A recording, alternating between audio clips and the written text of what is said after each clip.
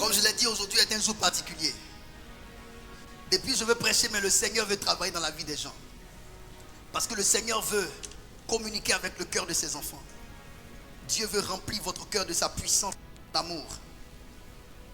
Vous sentirez que, à la fin de ce culte, quand on sortira, vous sentirez une véritable soif de Dieu. Une envie folle de Dieu. Quand les chrétiens commencent à s'endormir spirituellement, ils commencent à voir les dimanches consacrés à Dieu comme une corvée. Ça, c'est quand les chrétiens commencent à connaître la mort spirituelle. C'est pour cela qu'il faut le réveil. Quand il y a le réveil, on parle comme David. Je suis dans la joie quand on me dit allons à la maison du Seigneur. Ça veut dire que tu es pressé que le dimanche arrive pour être dans cette atmosphère de Dieu. Mais quand tu sens que quand dimanche est en train d'arriver, dans ton cœur, c'est oh, on va aller encore à l'église. C'est un fardeau. Tu es en train de mourir spirituellement. Tu es vraiment en train de mourir spirituellement. Le message du réveil n'est pas le message des païens. C'est le message des personnes qui ont accepté Jésus-Christ, qui sont sauvées, mais qui sont endormies dans leur foi chrétienne. Il faut les réveiller. Mais le but du réveil, ce n'est pas le réveil. Le but du réveil, c'est l'éveil. Il faut demeurer éveillé.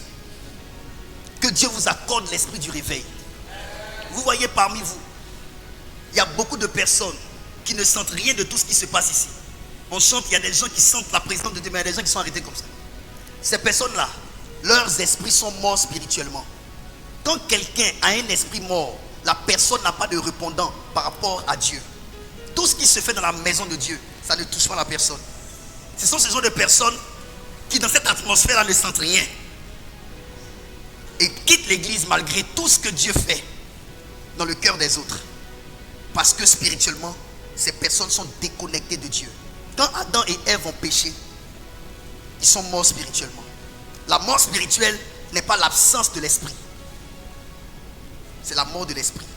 La séparation de l'esprit de l'homme de Dieu. Et il y a beaucoup d'enfants de Dieu qui sont à ce stade. Leurs esprits sont morts. Ils ne sentent rien. Mais si on met une musique païenne là-bas, ils vont bouger. Parce qu'ils sont charnels. Que Dieu délivre ce genre de personnes. Que Dieu délivre ce genre de personnes.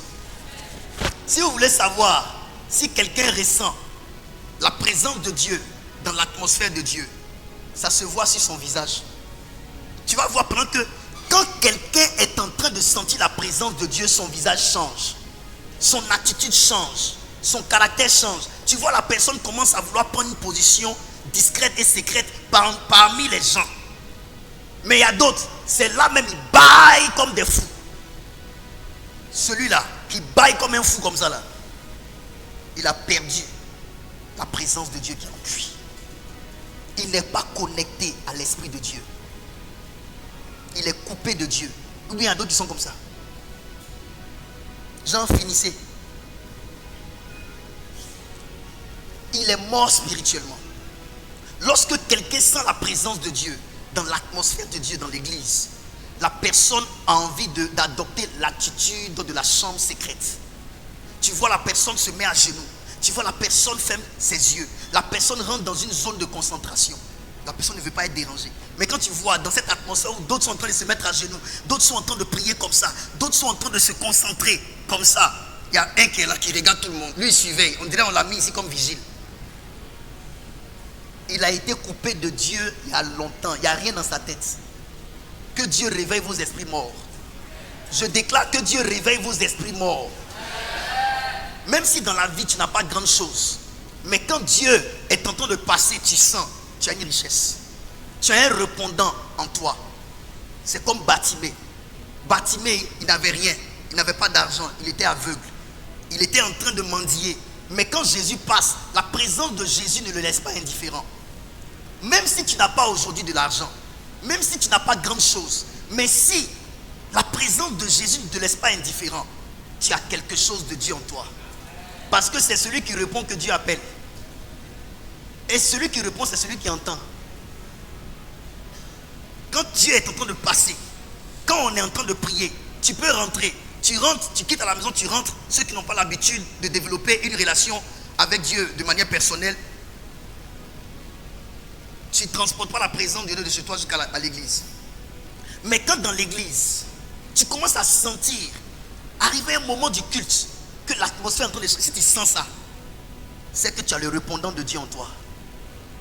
Et toi-même, tu commences à voir qu'au départ, quand on donne les cieux de prière, tu pries d'une manière, mais tu commences à avoir la conscience de la prière. Tu commences à prier à un certain niveau. Tu rentres dans la prière d'inspiration. Ça veut dire que tu as perçu l'atmosphère de Dieu là où tu es rentré. Et si tu as ça en toi, bénis Dieu, tu as une richesse. Parce que tout le monde ne sent pas ça. Tout le monde ne sent pas ça. Que Dieu te bénisse. Le temps est parti. Il est déjà presque midi. Dois-je encore prêcher? Je ne peux pas prêcher. Ah, c'est compliqué. Dieu m'a phasé alors que j'ai dit hier qu'aujourd'hui j'allais donner un message. Mais le temps est parti. On peut laisser les choses comme ça? Hein? Non, ça va prendre du temps. De prêcher un peu quand même. Un peu. Petit seulement. Kakaba. Un peu. Qui veut que je prêche? Ils veulent que je prêche. Ils veulent que je prêche. Juste un peu. Il est 11h40. Je prends juste 20 minutes, 30 minutes. Rapidement. Jean chapitre 8, verset 1 à 11. Le thème, un attachement à Dieu à désirer dans cette génération. Un attachement à Dieu à désirer dans cette génération. Un attachement à Dieu à désirer dans cette génération. Jean 8, verset 1er, du verset 1er au verset 11. On se tient rapidement debout. Un attachement à Dieu à désirer dans cette génération.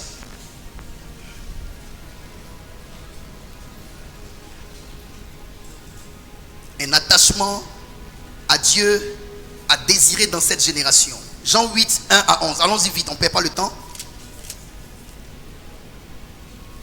Est-ce que c'est allumé? Je lis la parole. Jésus se rendit à la montagne des Oliviers, mais dès le matin, il alla de nouveau dans le temple. Et tout le peuple vint à lui. S'étant assis, il les enseignait. Alors les scribes et les pharisiens amenèrent une femme surprise en adultère et la plaça au milieu du peuple. Ils dirent à Jésus: Maître, cette femme a été surprise en flagrant délit d'adultère. Très bien. Moïse, dans la loi, nous a ordonné de lapider de telles femmes. Toi donc, que dis-tu? Il disait cela pour l'éprouver, afin de pouvoir l'accuser. Mais Jésus s'étant baissé, écrivait avec le doigt sur la terre. Comme il continuait à l'interroger, il se releva et leur dit: Que celui de vous qui est sans péché jette le premier la pierre contre elle. Et s'étant de nouveau baissé, il s'écrivait sur la terre. Quand il entendit cela, accusé par les consciences, ils se retiraient un à un, depuis les plus âgés jusqu'au dernier. Et Jésus resta seul avec la femme qui était là au milieu. Alors, s'étant relevé et ne voyant plus que la femme, Jésus lui dit: Femme, où sont ceux qui t'accusaient? Personne ne t'a-t-il condamné? Elle répondit: Non, Seigneur. Et Jésus lui dit: Je ne te condamne pas non plus. Va et ne pêche plus. Va et ne pêche plus. Asseyez-vous dans la présence de Dieu. Va en Proverbe 22, verset 6. Écrivez Proverbe 22, verset 6. Juste un rappel pour le dimanche dernier, pour qu'on puisse comprendre.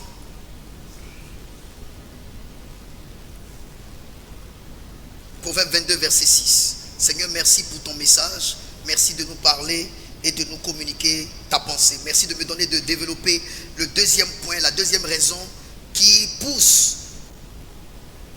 tes enfants à la vie de dépravation, des bonnes mœurs. Merci de donner ton intelligence à ton serviteur que je suis. Et merci de me donner une oreille attentive au nom de Jésus-Christ. Amen. Donc, attends, avant qu'on arrive à là, j'aimerais juste donner un petit quelque chose. J'ai dit le dimanche dernier que la révélation révélation de la parole de Dieu est plurielle. La révélation de la parole de Dieu est plurielle. Nous pouvons prêcher de diverses manières un thème. Nous pouvons prêcher et donner plusieurs messages, tirer plusieurs leçons d'un texte biblique. Et j'aimerais développer ce thème-là d'une autre façon. Un attachement à Dieu à désirer dans cette génération. Lorsqu'on a lu ce texte, il est question d'une femme. J'ai dit, les 4 principaux personnages de ce texte sont Jésus, la femme adultère, qui à la vérité est Marie de Magdala, mais dans ce texte, la Bible ne mentionne pas encore son nom. C'est plus tard que son nom serait mentionné. Donc, il y a les scribes et les pharisiens. Les scribes et les pharisiens constituent un groupe religieux. Les scribes sont des écrivains. Les pharisiens sont un groupe religieux. Ils ont des doctrines qu'ils défendent eux. Donc, eux, ce sont des maîtrisards de la Torah, donc du livre des Juifs. On se comprend? Un jour dans leur balade, ils ont trouvé une femme en train de commettre l'adultère. La loi de Moïse, la Bible nous dit que la loi de Moïse n'a pas été écrite par Moïse. C'est Dieu qui a donné la loi à Moïse. Et cette loi-là était pour réguler le comportement, le caractère du peuple d'Israël afin qu'ils puissent vivre dans la société moderne. Dieu leur donne des lois. Et cette loi était très dure. Dimanche prochain, je vous parlerai de la loi face à la grâce. Parce que la Bible dit que la loi est venue par Moïse, mais la grâce et la vérité sont venues par Jésus.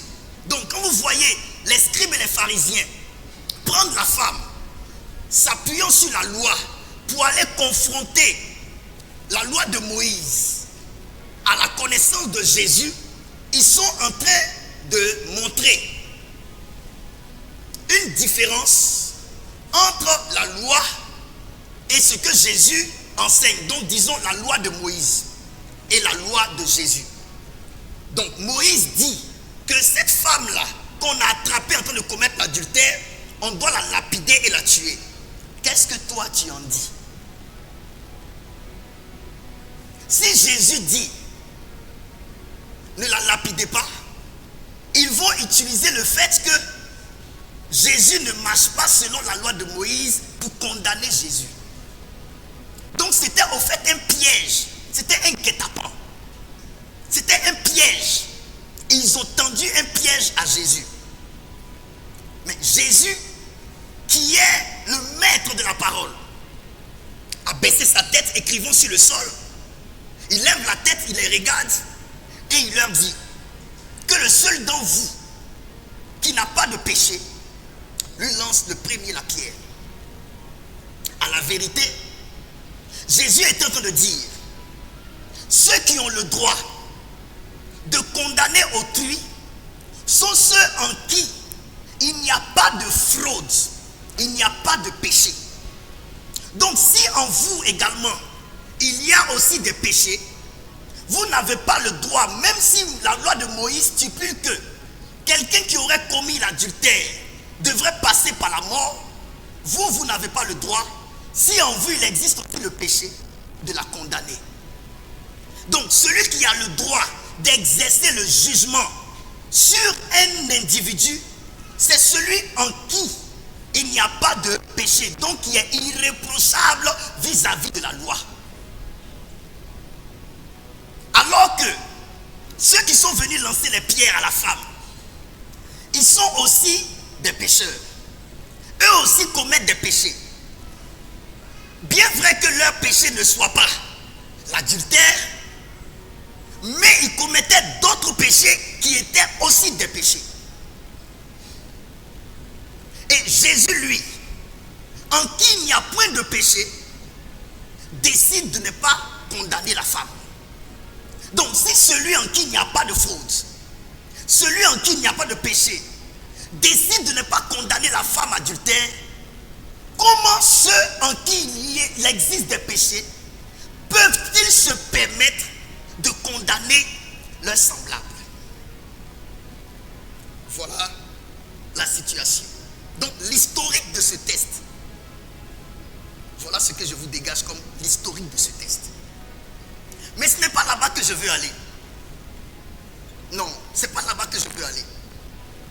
Dans ma façon de vouloir prêcher, il y a une question que je me pose. La question que je me pose, qu'est-ce qui est la raison qui pourrait justifier cette vie de pécheresse que vivait Marie de Magdala? Quand nous lisons les Écritures, à la place de la personne de Marie de Magdala, mets ton nom. Donc tu es dans la position de Marie de Magdala. Je suis dans la position de Marie de Magdala.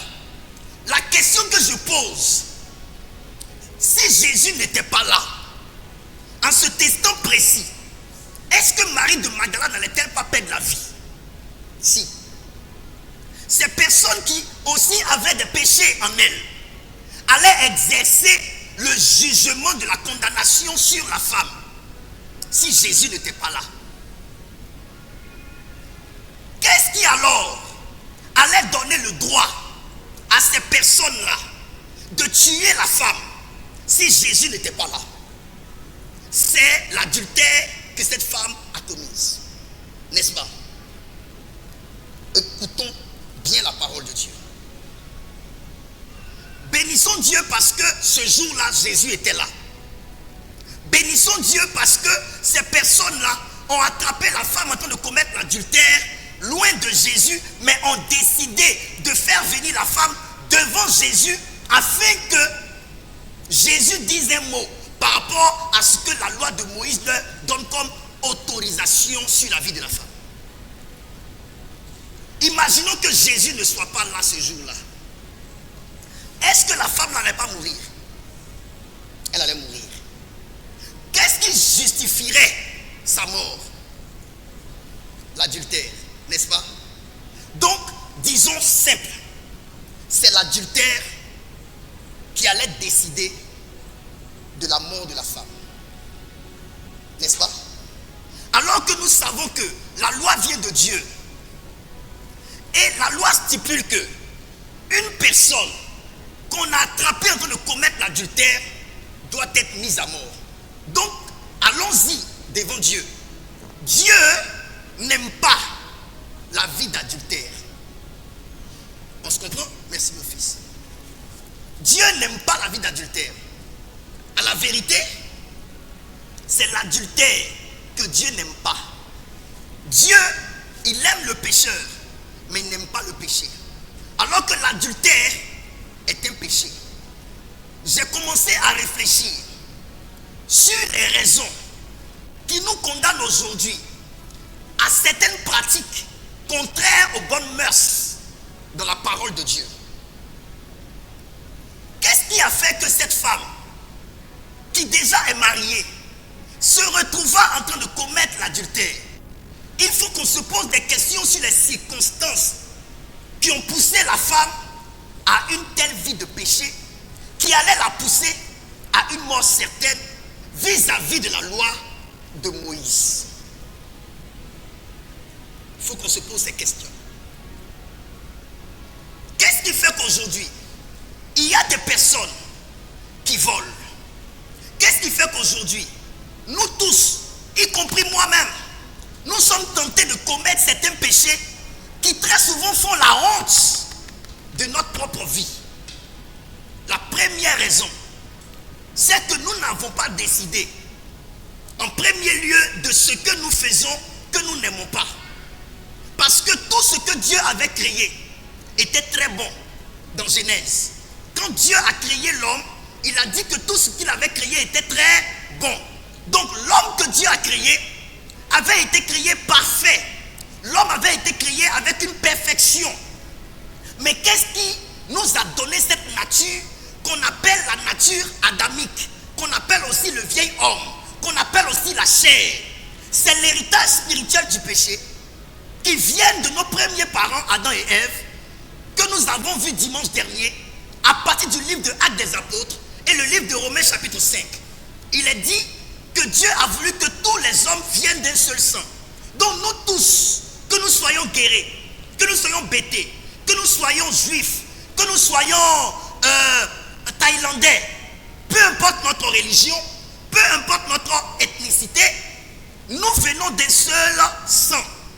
Et nous savons que le sang que Adam et Ève avaient nous a été communiqué. Et à l'intérieur de ce sang-là se trouvait la pratique de vie de nos parents. À partir du moment où Adam a péché, la Bible dit en Romains 5, le péché est rentré par un seul homme, et par un seul homme, la mort s'est étendue sur tous les hommes, de sorte que même nous qui n'avons pas fait un péché semblable à celui de Adam, nous avons aussi péché. À cause de ce qu'on appelle l'hérédité. L'hérédité. Si ta mère a une maladie héréditaire, elle va te contaminer avec cette maladie héréditaire. Il y a des mamans qui ont des maux d'yeux, leurs enfants également ont les maux d'yeux. C'est par le principe de l'hérédité que nous avons reçu ce mal. On n'a pas décidé, on n'a pas fait la pratique de vie de notre maman, mais parce que nous venons de maman, nous venons de ces gènes, du coup nous héritons de ce mal. Ce qui explique cette vie de porcherie que nous aujourd'hui nous menons, cette lutte constante que nous menons face au péché. Nous voulons bien faire les choses, mais nous faisons toujours le mal. Et même l'apôtre Paul en parle en disant: le bien que je veux faire, je n'arrive pas à le faire. C'est le mal que je ne veux pas faire que je me vois en train de faire. Il dit: si le bien que je veux faire, je n'arrive pas à le faire, et que c'est le mal que je ne veux pas faire que je me vois en train de faire, c'est que ce n'est pas moi qui le fais. Pourquoi? Parce que entre ce que je fais et ce que je veux faire, il y a une nuance. Qu'est-ce qui nous a donc condamnés à cette vie? L'apôtre Paul dit: je constate en moi et dans mes membres une loi. Une loi. Une loi. Donc, un enfant qui naît dans une famille qui n'a même pas encore su discerner le bien et le mal de sa vie, il est déjà condamné à une vie à cause de l'hérédité. On ne parlerait pas de péché dans notre existence si l'homme qu'on appelle Adam, qui est notre ancêtre, n'avait pas commis ce péché. On ne parlerait pas de péché dans notre existence si la première femme, qui est notre maman Ève, n'avait pas commis de péché. Le péché est rentré par un homme. Donc, quand Marie de Magdala, cette femme responsable, respectable, vous allez voir dans la suite de sa vie que c'est une femme responsable et respectable, se voit en train de vivre une vie qui la diminue, qui la dilue, qui la descend, ce n'est pas d'abord volontaire. Ce n'est pas d'abord volontaire. Elle a hérité ça de quelque part, comme nous aujourd'hui. Des choses que nous ne voulons pas faire, que nous faisons.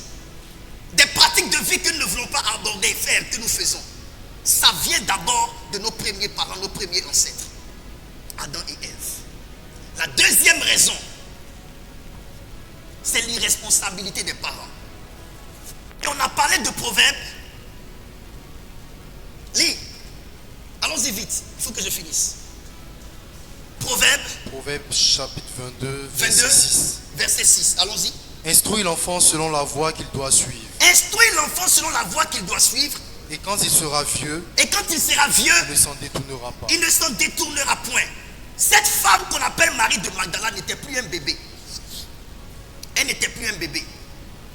La deuxième raison qui justifie certaines vies que nous vivons, contraires aux bonnes mœurs, contraires aux valeurs du royaume, c'est à cause de l'irresponsabilité des parents. Je peux te parler? L'irresponsabilité des parents. Je vais parler beaucoup sur ça. Je vais m'arrêter sur ça aujourd'hui. Je vais vous dire une chose. Il y a des valeurs du royaume de Dieu que vous ne pouvez communiquer à une personne que si vous avez commencé dans l'enfance de la personne. Je vous le répète.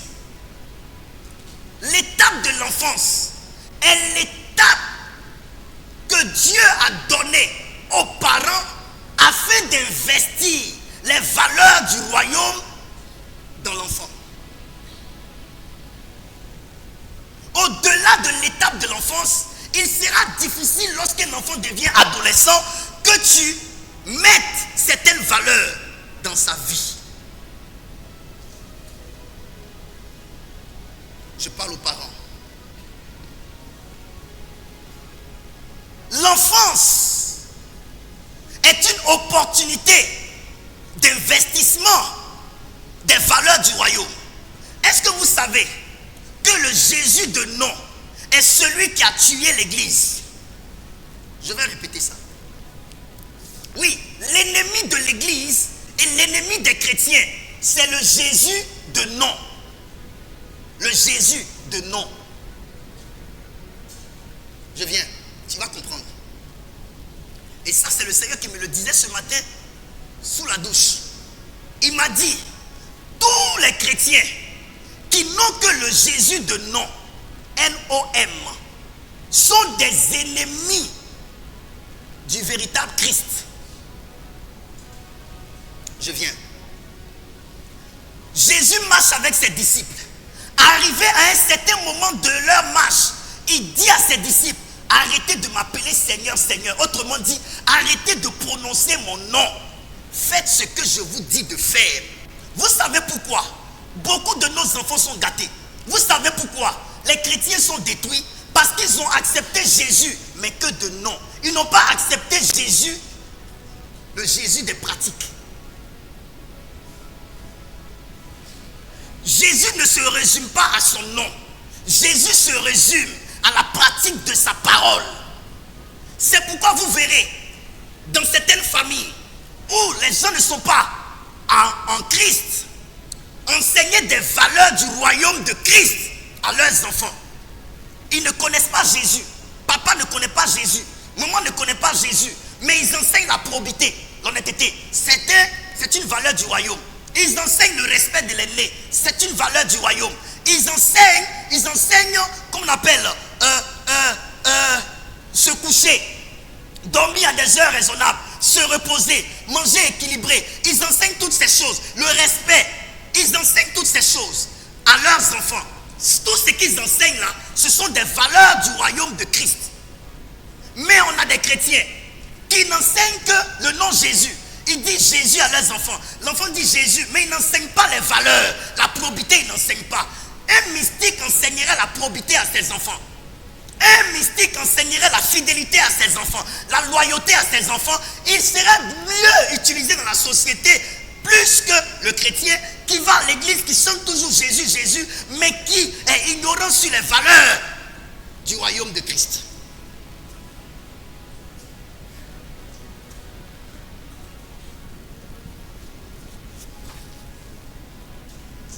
Écoutez-moi très bien.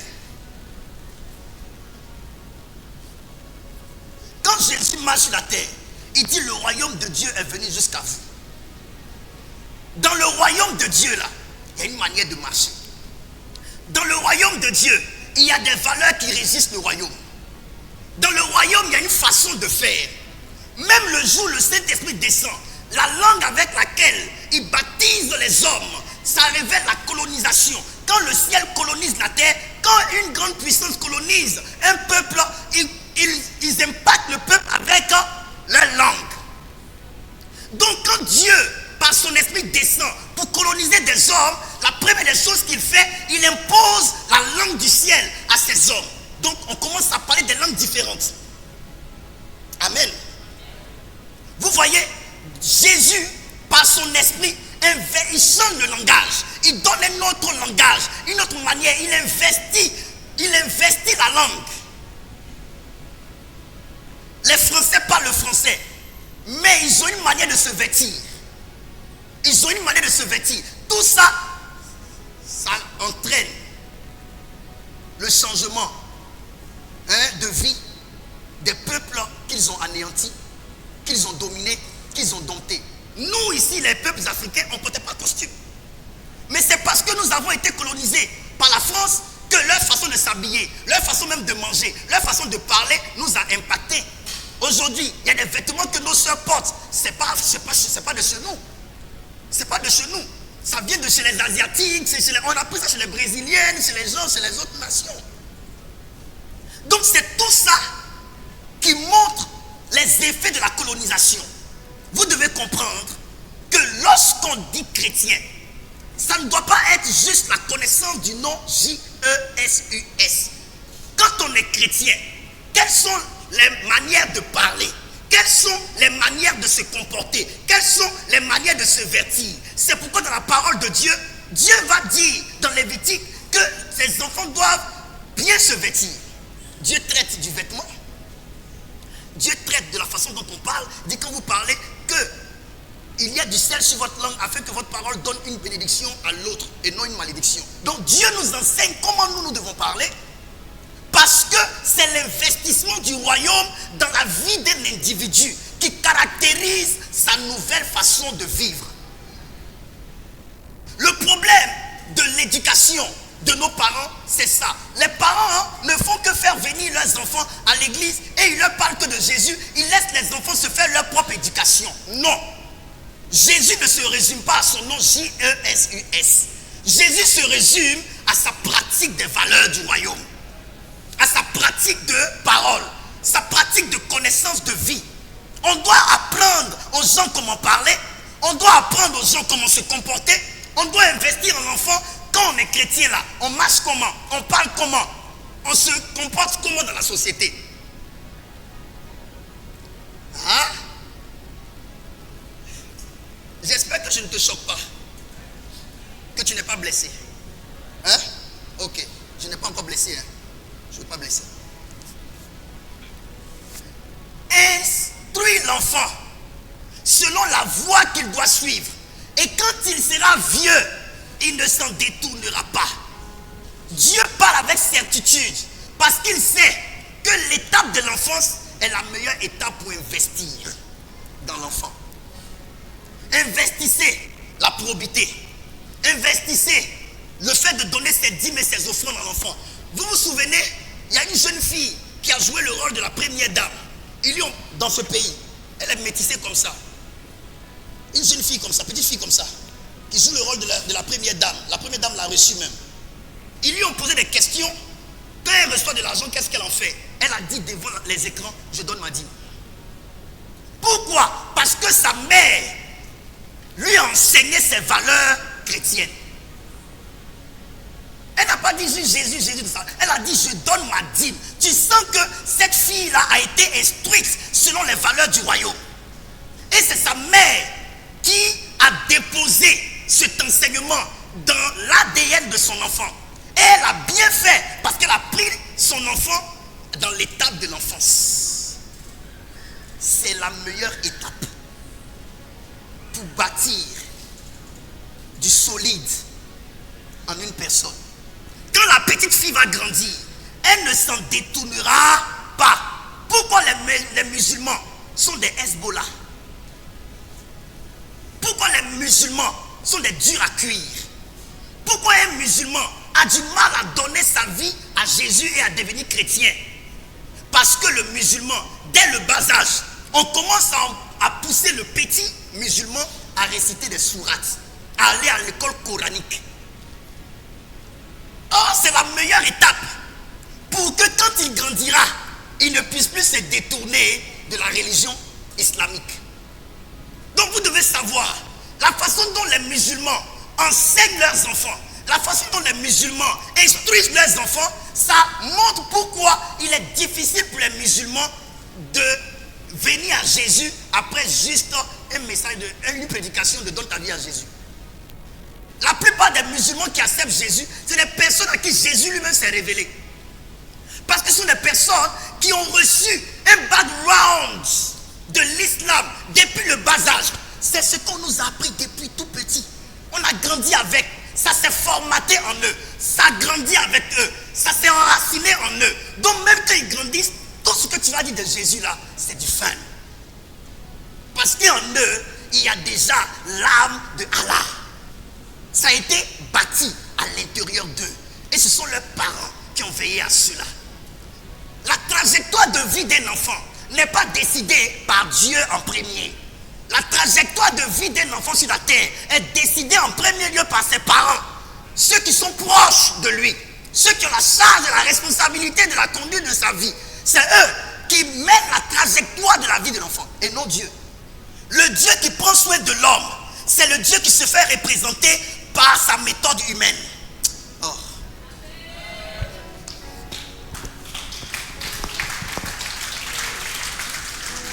Écoutez-moi très bien. Le Dieu qui prend soin de l'homme, c'est le Dieu qui se fait représenter par sa méthode humaine. L'homme est la méthode de Dieu pour affecter l'homme. Écoutez-moi bien. Cette femme qui a perdu son mari, la veuve de Naïm, son mari était mort, Jésus n'était pas là, on l'a enterré. Mais est-ce que Dieu n'était pas là? Hein? Est-ce que Dieu n'était pas là quand elle perdait son mari? Mais pourquoi on a enterré son mari? Parce que Dieu est au ciel. Il fallait Dieu sur terre, qu'on appelle Emmanuel. Dieu avec nous. Il fallait Dieu sur terre, Dieu avec nous, qu'on appelle Emmanuel. La deuxième fois, elle perd son fils unique. Pendant qu'elle perd son fils unique, on prend le petit dans un cercueil, on veut faire sortir le petit de la ville de Naïm. Il y a une rencontre avec Jésus. Jésus dit, déposez le cercueil. Il touche le cercueil, l'enfant sort. Pourquoi cette fois-ci, on n'a pas enterré l'enfant? Parce qu'il y avait un représentant physique de Dieu sur la terre. C'est Jésus.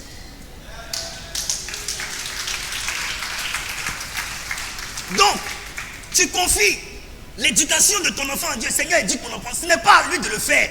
Il faut que Dieu se fasse représenter en chair pour assurer l'éducation de l'enfant. Sinon, l'enfant va se faire une propre éducation. Ne fuyez pas votre responsabilité en tant que parent dans la gestion de vie de vos enfants. Je peux continuer? Dieu t'a donné cette charge. Instruis l'enfant selon la voie qu'il doit suivre. C'est à toi d'instruire l'enfant, ton enfant, selon la voie qu'il doit suivre. Si les parents de Marie de Magdala avaient instruit leur fille selon la voie qu'elle devait suivre, elle ne serait pas étant devenue grande dans ce péché-ci.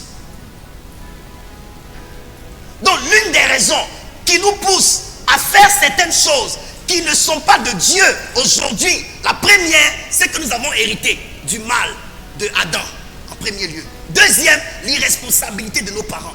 Est-ce que vous savez, même en termes de péché, votre père, vous en tant que père, vous pouvez vous battre avec le péché, avec l'iniquité, pour ne pas transmettre ça à vos enfants.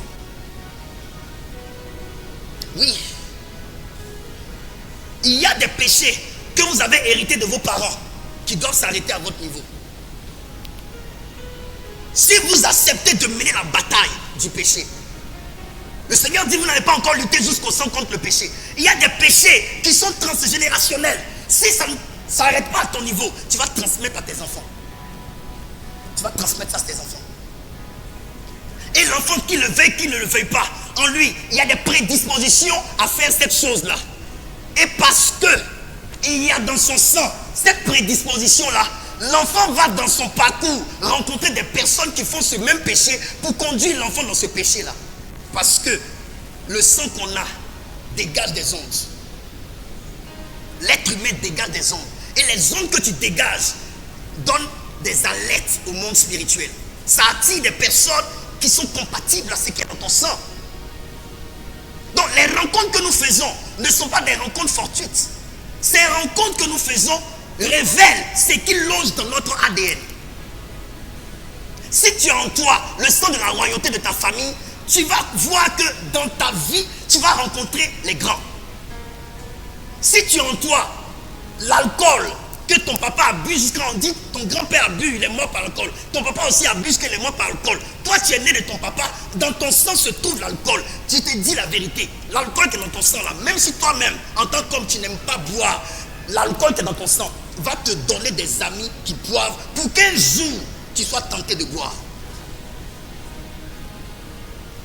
La meilleure façon de régler ce genre de problème qui loge dans notre sang, c'est de désactiver ce qui est à l'intérieur de notre sang. Comment désactiver cela? C'est là où l'apôtre Paul dit, moi l'apôtre Paul, je traite durement mon corps, je le tiens assujetti, pour ne pas que je sois rejeté après que j'ai prêché l'évangile aux hommes pour être sauvé.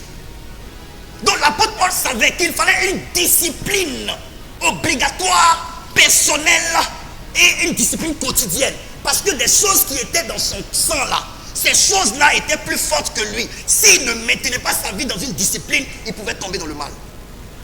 N'est-ce pas l'apôtre Paul qui a dit, le bien que je veux faire, je n'arrive pas à faire. C'est le mal que je ne veux pas. Donc dans son sang, il y avait une loi qui était plus forte que lui. Il devait traiter durement son corps. Ça veut dire que si tu traites à la légère ce côté de ta vie là, que tu ne prends pas ça au sérieux, pour mener un combat sérieux, tu vas transmettre à tes enfants. Tu vas transmettre à tes enfants. Est-ce que vous me comprenez? Je peux parler un peu? Je peux parler vraiment un peu? C'est une responsabilité qui nous incombe. Instruire l'enfant. N'attends pas qu'il soit adolescent. N'attends pas qu'il soit vieux. N'attends pas qu'elle soit vieille. N'attends pas qu'elle soit adolescente. L'âge de l'adolescence, c'est l'âge où l'enfant commence à voir clair. L'enfant a tendance à dire à son parent que toi tu n'es pas à jour. L'enfant commence à dire à son parent, moi je viens de voir le monde, toi tu es dépassé, votre temps est passé, votre temps est démodé. On est dans ce siècle-là, le siècle de la technologie, maman, laisse-moi vivre ma vie. Papa, laisse-moi vivre ma vie. Et puis, elle fait sa tête comme ça. Hein. Elle a fait piercing, tout ça. Ta fille sort, elle vient à la maison, sur sa langue, ils ont percé. Tout ce qui est tendance, elle est dedans. Quand tu veux lui parler, elle te dit non, tu arrêtes. Tu sais quoi? Ce n'est pas à cet âge-là que tu peux encadrer ton enfant. C'est quand l'enfant était bébé, malléable, modelable, façonnable, que tu mets en ton enfant des valeurs. Que tu dis à ton enfant, les grandes personnes, on les respecte. Tu dis à ton enfant, on ne fait pas ça. Quand l'enfant fait, tu tapes. Tu prends la chicotte, tu chicottes ton enfant pour amener l'enfant à comprendre que ça là, on ne fait pas. Maintenant, papa et maman, vous devez être à cheval sur l'éducation de l'enfant. Quand maman a frappé l'enfant pour une faute, quand papa tu viens, l'enfant veut aller vers toi pour aller raconter ce que maman lui a fait. Dès que ton enfant te raconte, tu dis, allons voir ta maman. Bébé, qu'est-ce que mon petit là t'a fait? Quand maman raconte, papa tu attrapes l'enfant, tu chicottes l'enfant aussi devant maman. Pour que l'enfant sache que ce que maman a fait là, c'est une éducation que la maman est en train de lui donner. Mais quand l'enfant court pour aller vers toi, papa, et raconte ce que maman lui a fait, alors que maman était en train de lui donner une éducation, et que toi tu défends l'enfant devant ta femme, tu es en train de montrer à l'enfant que tu aimes l'enfant plus que sa femme, ta femme. Et l'enfant commence à être entre vous deux. L'enfant prend parti pour son père et se bat contre sa mère. Quand vous commencez à faire ça, vous êtes en train de donner une mauvaise éducation à l'enfant. Jésus avait 12 ans. À 12 ans, il se lève. Bien que fils de Dieu, il s'en va confondre les sages. Quand il sort de là, Marie lui fait un reproche. Joseph, son papa adoptif, lui fait aussi le même reproche. Les deux ont fait le même reproche à Jésus. Il va se mettre du côté de qui? La Bible dit, il a dit aux deux, je dois faire la volonté de celui qui m'a envoyé. Mais après, il s'est soumis aux deux, il les a suivis et puis il les a accompagnés. Parce que les deux ont eu le même langage dans la gestion de la vie de l'enfant. Donc c'est une question d'éducation. Même les pasteurs même ratent dans l'éducation de leurs enfants. Parce qu'ils n'ont le temps que pour leurs fidèles et ils n'ont très souvent pas le temps pour leur famille. Quand tu mets ton enfant au monde, c'est l'opportunité que Dieu te donne dans son temps d'enfance de s'aimer les valeurs du royaume. Les valeurs du royaume, la probité. On ne vole pas. Bébé, on ne vole pas. Les 10 commandements, tu prends, tu regardes dedans. Il est écrit ceci. Dieu dit, on ne médit pas. C'est écrit dans la Bible. On ne médit pas. Mentir sur son prochain. Dire n'importe quoi sur la vie de l'autre. On ne ment pas. Est-ce que vous savez qu'il y a des enfants dans la maison, l'enfant ment sur sa maman auprès de son papa. Après, l'enfant ment sur son papa auprès de sa maman. Vous devez donner une éducation dès le bas âge. Ne mettez jamais vos enfants devant l'écran. L'écran va décider de leur avenir. L'écran va décider de l'itinéraire de leur vie. La télé va décider de leur minds. Vous devez faire attention. Et souvent, vous ne comprenez pas ce que vos grands garçons aujourd'hui font. Ça vous fait mal, vous les mamans. Mais quand ils étaient petits, quand ton enfant sort dehors, il s'en va voler dans la cuisine du voisin. On le chicote, tu t'en vas prendre défense de ton enfant. Au lieu de demander ce que l'enfant en fait. Quand on te dit il est venu voler notre viande, tu prends ton enfant, tu le chicotes devant le voisin pour lui donner une éducation. On ne le fait pas. Vous aimez trop vos enfants que vous les gâtez à la fin. Vous créez vos propres monstres. Quand on aime, on éduque. Quand on aime, on ne gâte pas. Moi, mon papa, non, je bénis Dieu pour lui. Pour lui, là, il y avait la haine dedans.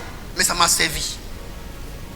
Mon papa, mon Dieu, maman n'est pas dit ça à cause de ça. Sinon, elle allait témoigner, elle allait rire pendant que je parle. Petit, je m'en vais m'amuser avec les enfants des voisins. On me tape là-bas. Bah, je cours pour venir prendre mon gros bras à la maison, mon papa. Papa, tu as vu? Atito m'a touché. Il te dit quoi? Viens. Je pense que c'est pour me consoler. Prenez ça pour moi. Dans ma tête. Quand le vieux me chicote, qu'est-ce qu'il veut me dire? C'est parce que tu es sorti t'amuser qu'Atito t'a touché. Si tu restes à la maison, on ne va plus jamais te faire ça. Et j'ai appris la leçon. J'ai compris que je ne peux pas compter sur mon papa si je m'en vais gaffer dehors. Donc du coup, quand je sors, il fait quoi? Je ne gaffe pas. C'est parce que souvent, vous vous dites que si vous gâtez dehors, votre papa va arranger. Que quand vous sortez, vous partez gâter pour qu'il arrange. L'éducation, dès le bas âge, instruit l'enfant selon la voie qu'il doit suivre. Et quand il grandira, il ne s'en détournera pas. Je vous révélerai maintenant des parents qui ont joué un rôle très prophétique et prépondérant dans la vie de leurs enfants. Exode. Rapidement. Exode chapitre 2. Versets 1 à 3.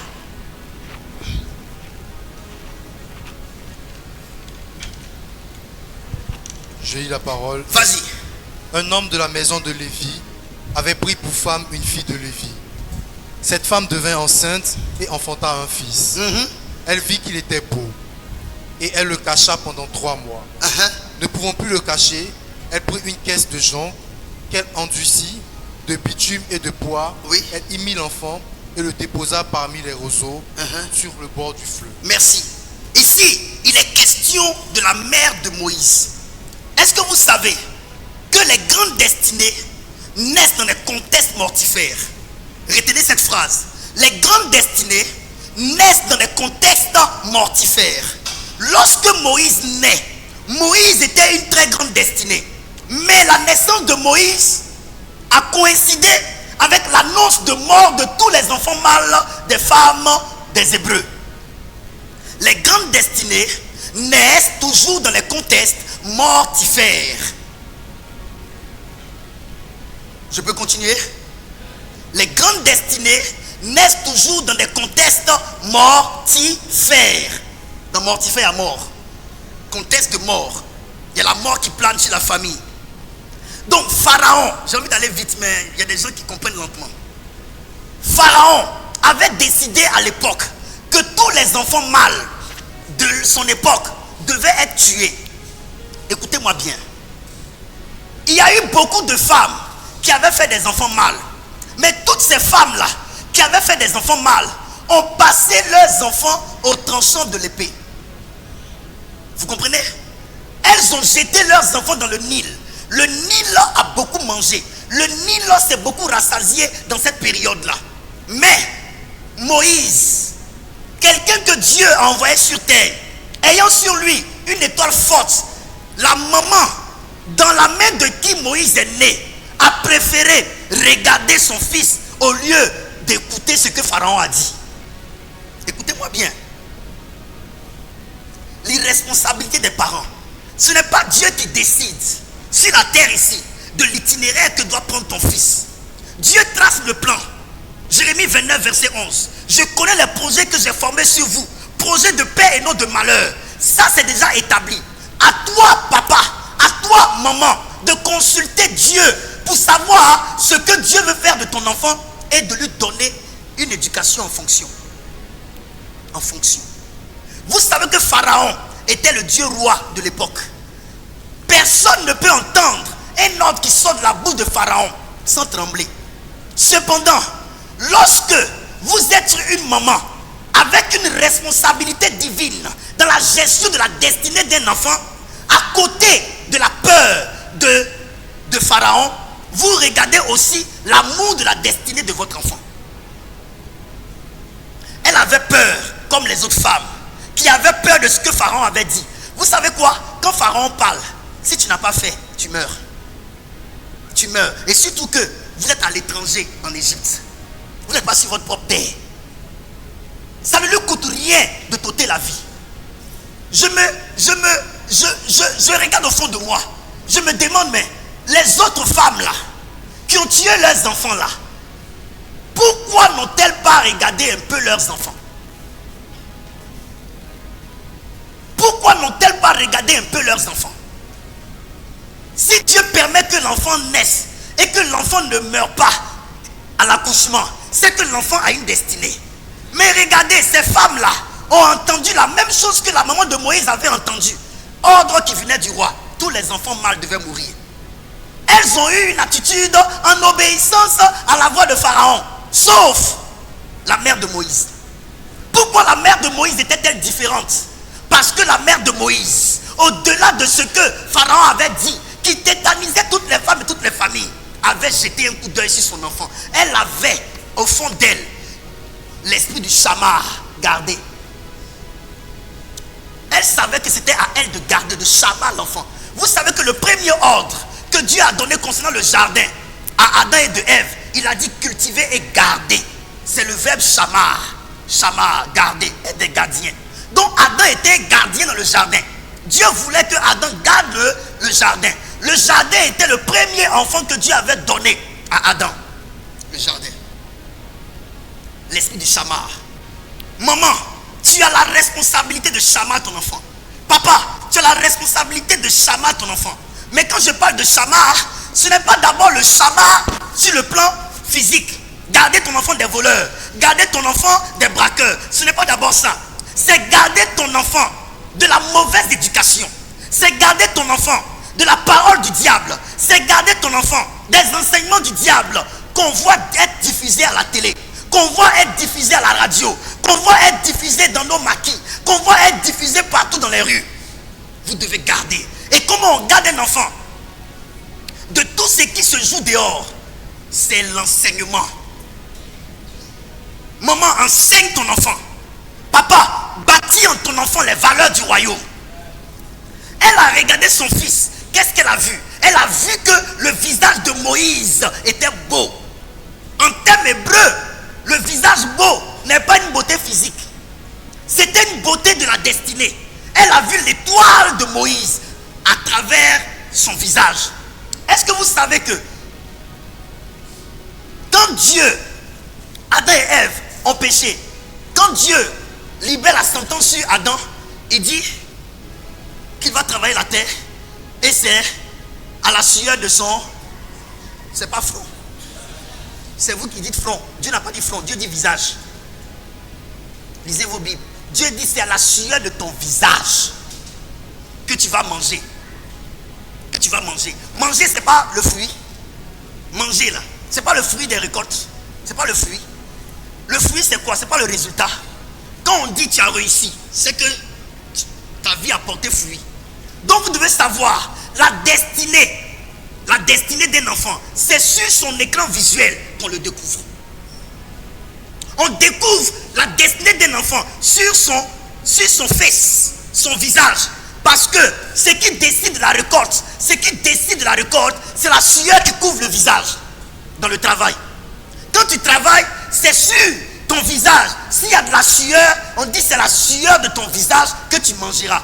Donc, pour que ma vie porte du fruit, c'est sur mon visage. La quantité de sueur sur le visage qui me permet de déterminer si j'aurai une bonne récolte ou pas. Et c'est là que vous comprenez la révélation.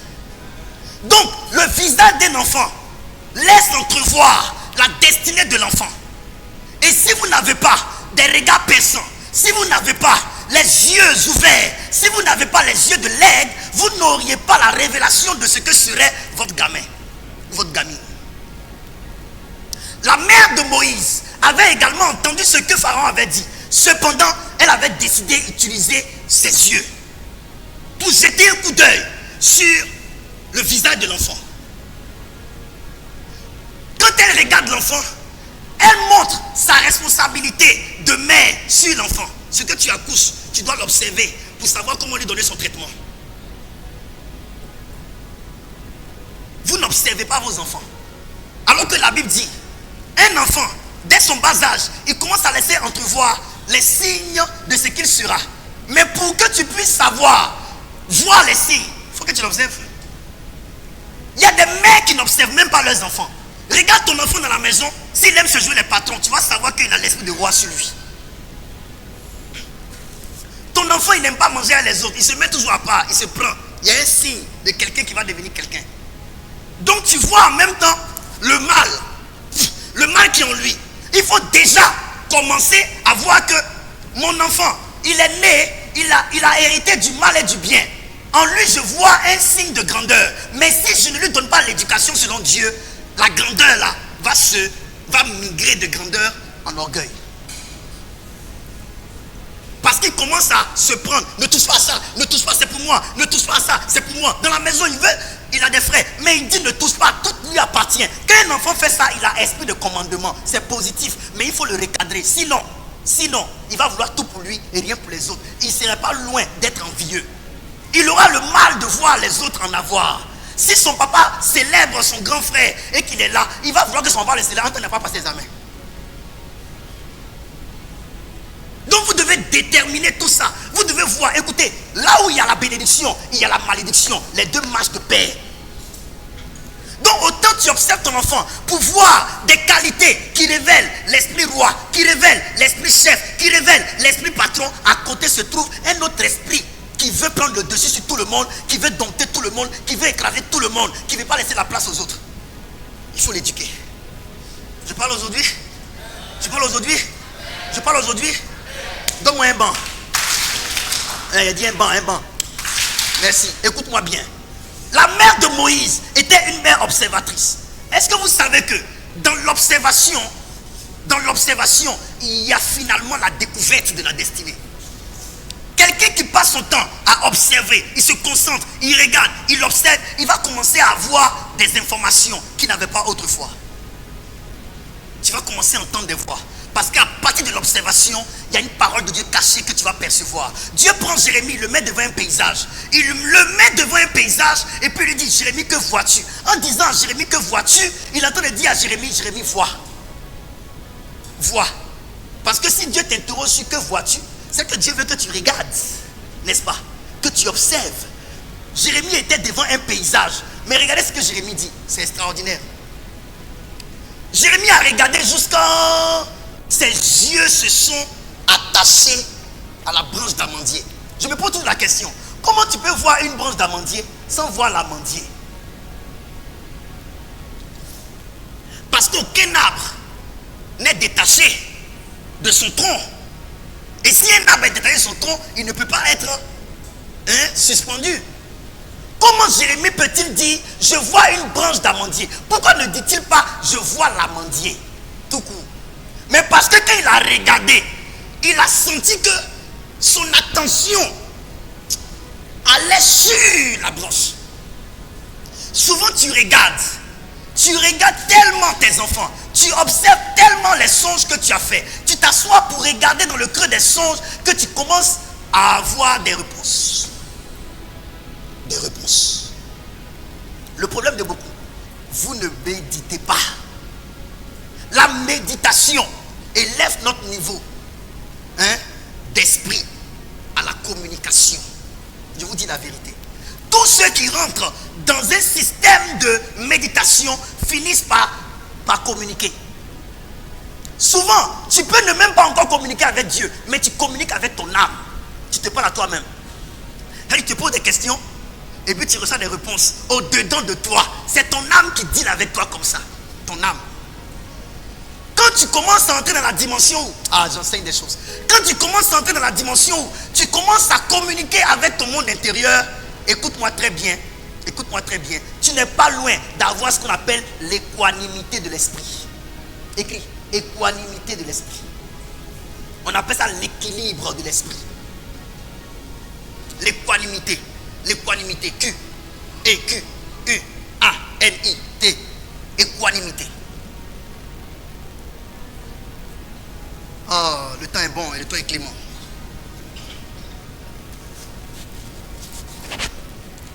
Amen. Donc, beaucoup de choses qui sont arrivées à certains d'entre nous. Parce que nous tous, nous sommes passés de l'âge de l'enfance à l'âge adulte, à l'âge d'ado et à l'âge d'adulte aujourd'hui. N'est-ce pas? Dans notre enfance, on a manqué de beaucoup de choses. On n'a pas bâti certaines choses en nous. Moi, quand j'étais petit, mon papa m'avait dit quand j'étais petit que si tu couches avec une femme, tu vas l'enceinter. Donc j'ai grandi avec cette peur-là dans mon cœur. Mon affaire de j'ai peur de chercher femme là, ce n'est pas seulement pas écrit trop dur, hein. C'est parce que j'ai peur d'engrosser une femme. Parce que c'est resté en moi jusqu'à ce jour. Quand une femme vient vers moi, j'ai peur. Mon affaire de grossesse, faut pas me donner grossesse. J'ai peur de ça. J'ai vraiment peur de ça. Parce que mon papa a mis ça dans ma tête. Et vous savez à quel âge? J'étais petit. Les choses que vous dites à vos enfants quand ils sont petits là, ce sont des choses qui font partie intégrante de leur vie. C'est pourquoi Dieu même vous assure que quand l'enfant grandira, il deviendra vieux, il ne s'en détournera pas. Parce que cette voix-là sera une voix répétitive. J'ai failli dire répétitive dans sa vie. Qui, jusqu'à ce jour, à des moments, à des circonstances, face à certaines épreuves, sent dans sa tête un rappel d'un conseil de sa mère ou de son père. Vous voyez? Ça vous a été dit quand vous étiez petit. Papa, quand tu étais petite, quand tu étais petit, il te disait des choses, ça t'a marqué, il te répétait ces choses, il te les répétait jusqu'à ce que ça crée en toi un répondant. Donc même quand tu grandis, à des moments, tu es en train de faire quelque chose, le conseil de ton papa qui t'a donné quand tu étais à la maison, tu portais les caleçons. C'est pas impudique, hein. On était petit, on portait moi j'avais pour mon petit comme ça, c'est comme serviette. Ma maman elle même me donnait ce genre de caleçons. C'est fait comme en serviette comme ça. Pendant ce âge-là, on te parlait, on t'habitait avec des pensées, on t'habitait avec des pensées, on t'habitait avec des paroles. Ceux qui ont entendu leur papa répéter, tu n'es pas intelligent, tu n'es pas intelligent, même aujourd'hui ils souffrent d'un complexe. Il y a un complexe d'infériorité qui les fatigue. Et ça déteint sur leur relation avec les gens. Parce qu'on a tellement répété le négatif que finalement le négatif a trouvé une parcelle pour habiter dans leur cœur. La mère de Moïse était une femme qui avait la responsabilité du destin de son fils. Tout ce que Moïse est devenu par la suite, on ne parle pas de sa mère. Mais si sa mère n'avait pas gardé cet enfant 3 mois en acceptant d'outrepasser l'ordre de Pharaon, qu'est-ce que Moïse allait devenir? Celui qui te sort de la mort, c'est celui que tu dois remercier dans ta destinée future. Parce que la mort, c'est l'ennemi de la destinée. Je te dis, Satan, pour arrêter une destinée, il ne procède pas par autre chose que la mort. Il a 2 grandes armes. Soit il utilise la mort. Si la mort t'a pas eu, il va te tuer avec la langue. Les mauvais témoignages, les accusations. Ils vont te bombarder d'accusations. Ils vont tellement parler mal de toi que tu vas mourir dans ton cœur. Tu auras honte de sortir. Tu te poses la question, mais qu'est-ce qu'on dit de moi? Même Jésus tenait compte de ça, ce qu'on dit de lui. Donc, il y a des gens qui disent, oh, moi je n'écoute pas ce qu'on dit. Mon ami, tu mens, tu veux te débarrasser, sinon tu écoutes. Il n'y a pas quelqu'un qui n'a pas envie de savoir ce qu'on dit de lui. Même Jésus lui-même a demandé à ses disciples, qu'est-ce qu'on dit de moi ici à Césarée de Philippe? Jésus aussi voulait savoir ce qu'on disait de lui. Ce qu'on dit de vous détermine aussi votre avancée dans la vie ou votre recul de la vie. Parce que par rapport à ce qu'on dit de vous, on peut vous ouvrir des portes. Par rapport à ce qu'on dit de vous, on peut vous fermer des portes. La mère de Moïse était une femme différente. Et je veux que tu sois cette mère-là. Je veux que notre église soit comme cette mère-là de Moïse, qui a la capacité de voir dans la vie d'un enfant, celui qui règne la mort, une destinée glorieuse, afin de mettre son dos, exposer son dos à la mort pour protéger l'enfant.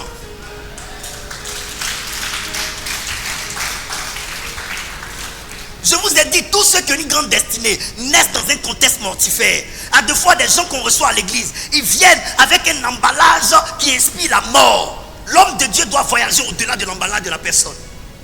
Ce que Franck Omaric était hier, on ne pouvait même pas imaginer que je pouvais être aujourd'hui ce prophète-là avec ce temple, avec ces enfants que j'ai aujourd'hui. Et nous sommes au début de notre ministère. Des personnes m'ont vu dans mon état d'hier et n'ont rien vu dans mon futur. Mais regardez aujourd'hui ce que je suis en train de devenir.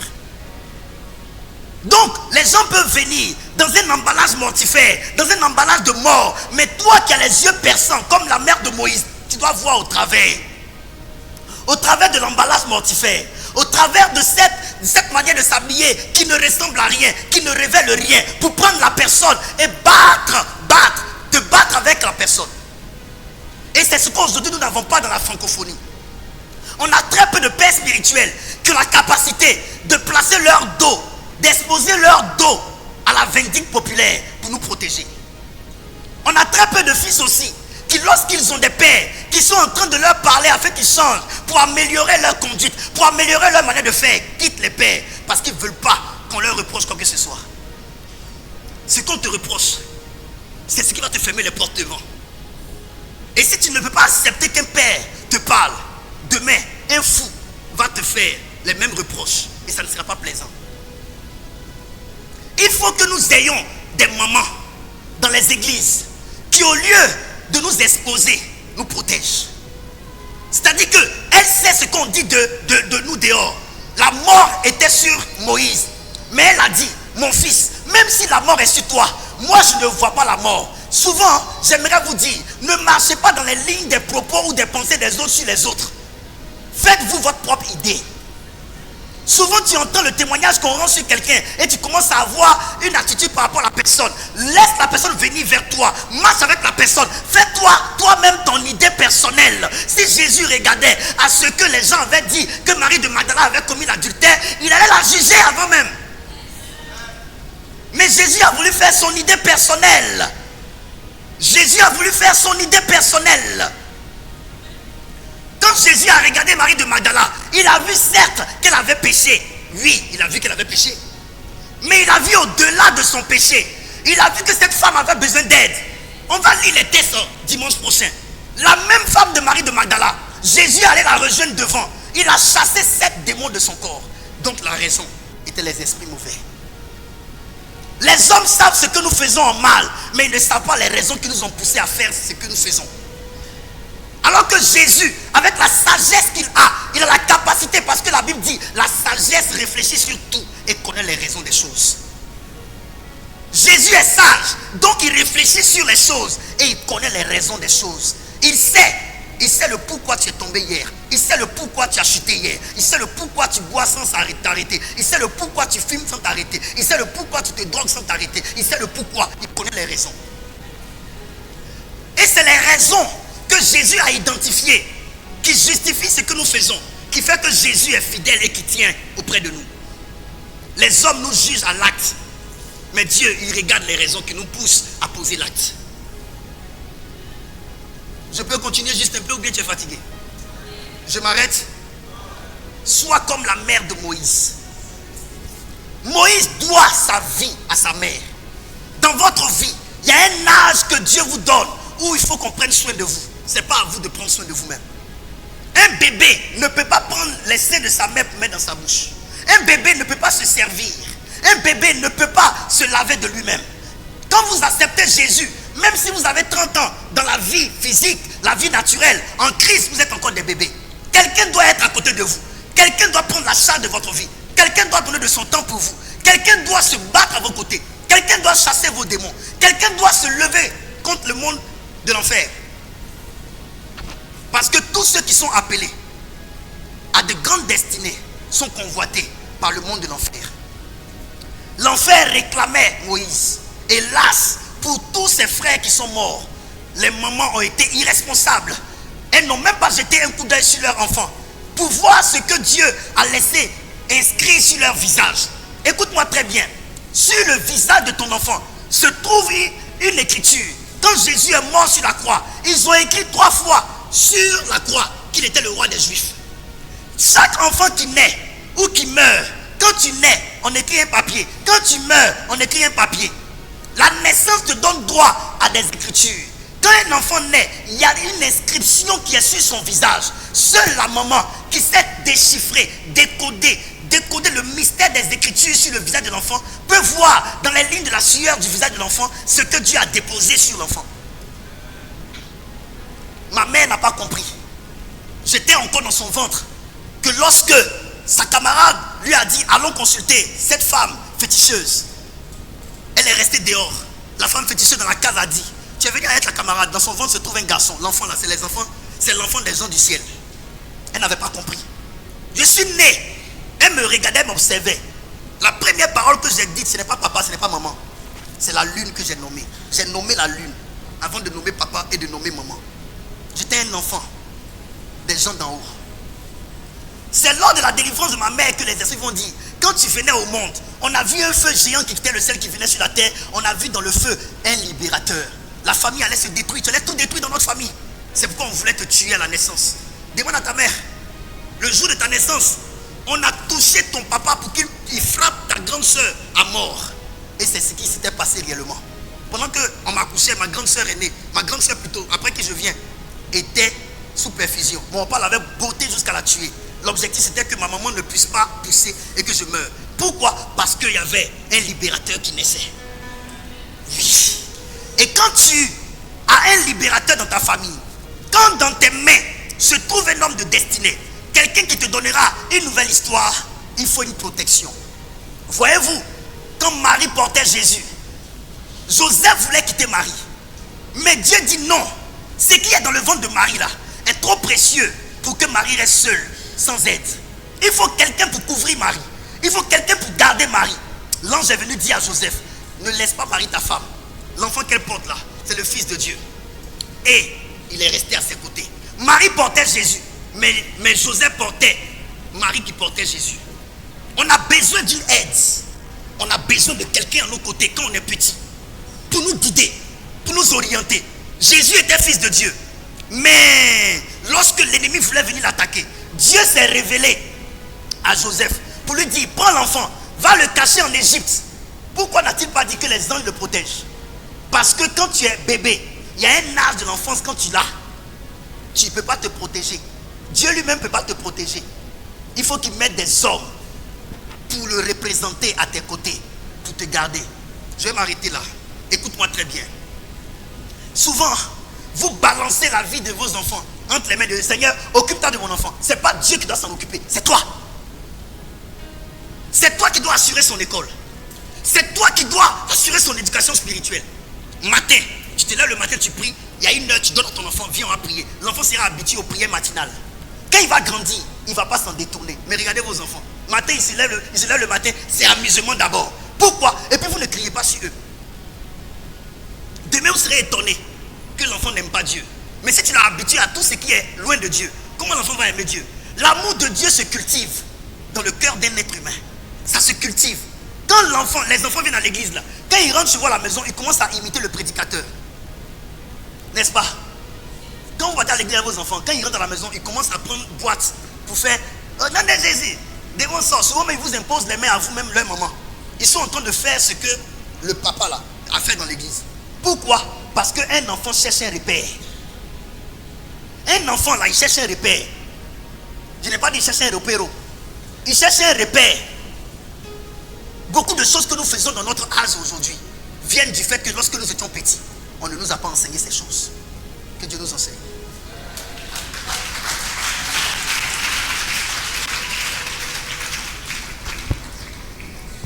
Acclame bien. Tu n'as pas bien acclamé.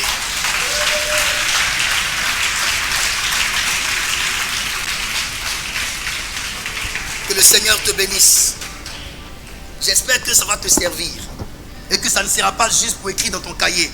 Mais qu'à partir d'aujourd'hui, tu vas commencer à être le papa et la maman spirituelle de ton enfant. Tu vas prendre ton enfant Tu vas lui imposer les mains. Tu vas déclarer en mettant ta main droite sur tes entrailles. Maman, à la maison, prends ta main droite, mets sur ton ventre. Prends ta main gauche, pose sur la tête de ton enfant. Et dis sur la tête de ton enfant, parce que tu viens de mes entrailles, je te bénis. Aucun homme ne te maudira sur la terre. Déclare. Commencez à investir ça. Mon Seigneur Bibago, commencez à faire ça. Prends ton enfant sur ton épaule. Consacre-le à Dieu. Parle sur sa vie. Parle. Tu es l'autorité parentale. Parle sur la vie de ton enfant. Tu prends ton enfant, tu prends le verset. Tu dis, tu récites ça aujourd'hui, jusqu'au soir. Je vais te poser des questions là-dessus. L'enfant vient. Jean 3, verset 16. Car Dieu a tant aimé le monde. Toujours tu fais cette répétition, ça va rester dans sa tête. Il va grandir avec. Que Dieu vous aide.